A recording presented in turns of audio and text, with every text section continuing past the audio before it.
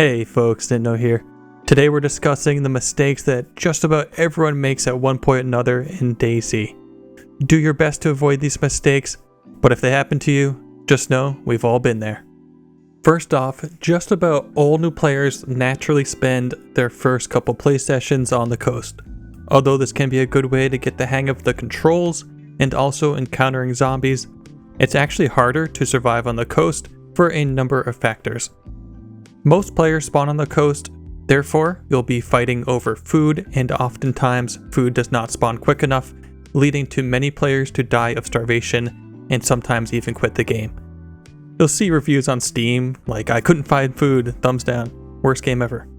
Well, your best course of action is to only stick around for a short period of time on the coast, check a few houses for cans of food, drink some water from the water pump, then once you're full on water, go run inland, following the road, in search of the nearest town off of the coast.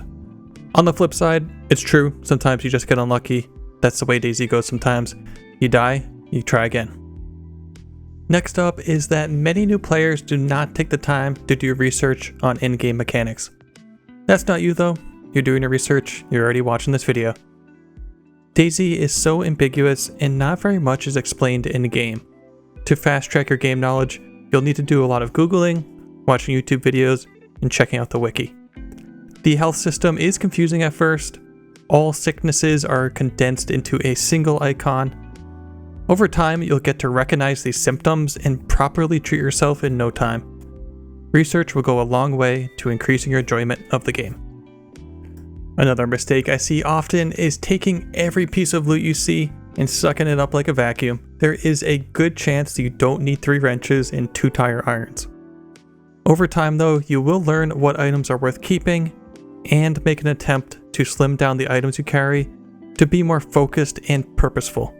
Stick with your best guns and ditch the ones you no longer need. Slim down your melee weapons into 1 or 2 compact items such as a hatchet or a knife to free up your shoulder slot. With these things in mind, remember it's great to experiment. DayZ is very much a game that is learned through past experiences. Don't be afraid to take risks, make mistakes, and try something new. One of the worst things you can do in DayZ is get too attached to your gear. I get it, you've invested a lot of time and hours to get this much loot, you might not want to lose it all. It's an intense game, but that's no way to live.